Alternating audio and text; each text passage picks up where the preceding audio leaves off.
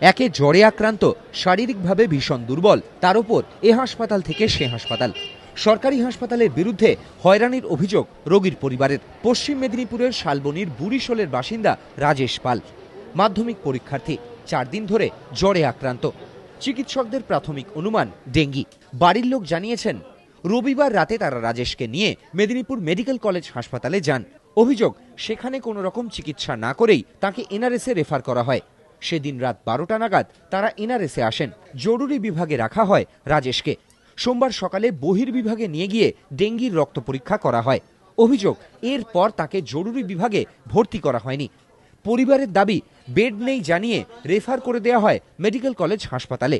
বাধ্য হয়ে অসুস্থ রাজেশকে নিয়ে ফের মেডিকেল কলেজে ছোটেন পরিজনেরা।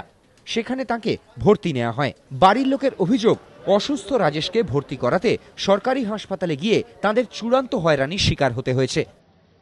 মেদিনীপুর মেডিকেল কলেজে কালকে ভর্তি করেছিলাম ওই দুপুর 1টার দিকে, কিন্তু ওইখানে কলেজ আমাদের 8টা সাড়ে 8টার দিকে ট্রান্সফার করে দেয় এনআরএস। আমরা এনআরএস সাথে নিয়ে আসি, এনআরএসে 11:45-এর দিকে পৌঁছাই, কিন্তু সেখানে আমাদেরকে এমার্জেন্সি রুমে রাখে এবং আজ সকাল 11টার সময় রিপোর্ট টেস্ট করার পর আউটডোরে ডাক্তার দেখাই।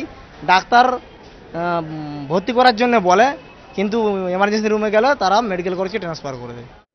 মুখ্যমন্ত্রী বারবার বলছেন, সরকারি হাসপাতাল থেকে কাউকে ফেরানো যাবে না। তা সত্ত্বেও মেদিনীপুর মেডিকেল কলেজ বা এনআরএস এর মতো সরকারি হাসপাতাল এমন রোগীকে এভাবে রেফার করে কি করে, প্রশ্ন উঠছে। ময়ূখ ঠাকুর চক্রবর্তী, এবিপি আনন্দ।